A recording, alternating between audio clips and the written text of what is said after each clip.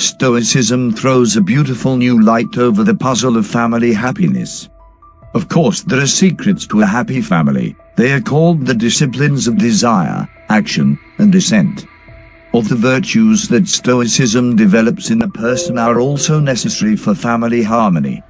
And just as virtue can lead us to eudaimonia as individuals, a family might be called a happy family if its members have learned to be reflexively kind, wise, forgiving, and fair.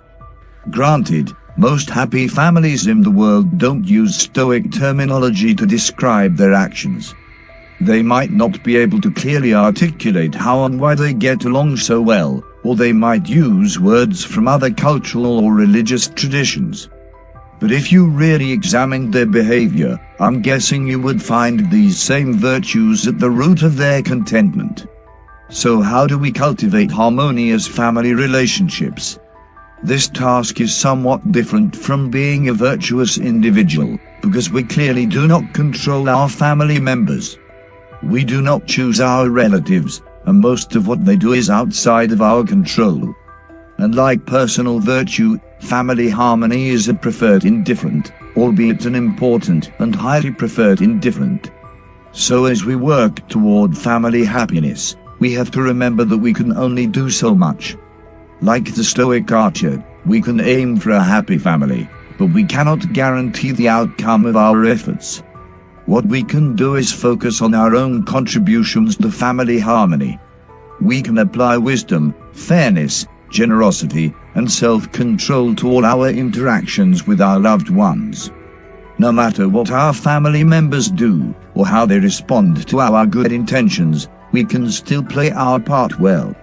Stoicism gives us all the mental tools we need to take a patient, rational, loving approach to our most important relationships. With that in mind, here is a summary of the most important Stoic advice on relationships. It revolves around 3 main points: amathia, emotional altruism, and your role in the family.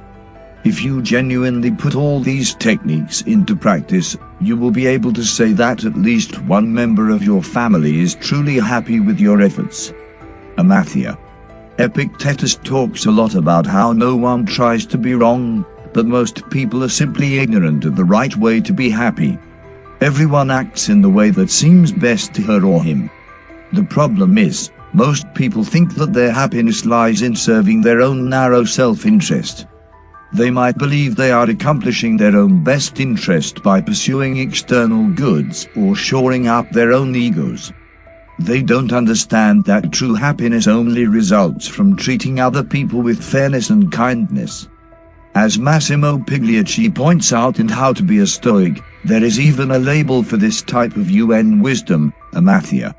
He defines it as the opposite of wisdom, a kind of dized knowledge of how to deal with other human beings, p. 116. And we don't need to limit this word just to people committing horrible crimes.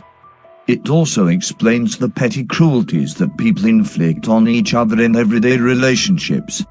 Fighting, resentment, defending your own turf, intentionally misunderstanding, trying to control other people, choosing to take unnecessary offense.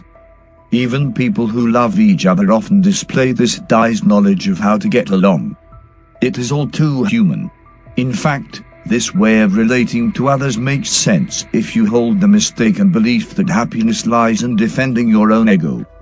Because such people are incapacitated by their blindness, says Epictetus, we should pity them rather than resent or despise them.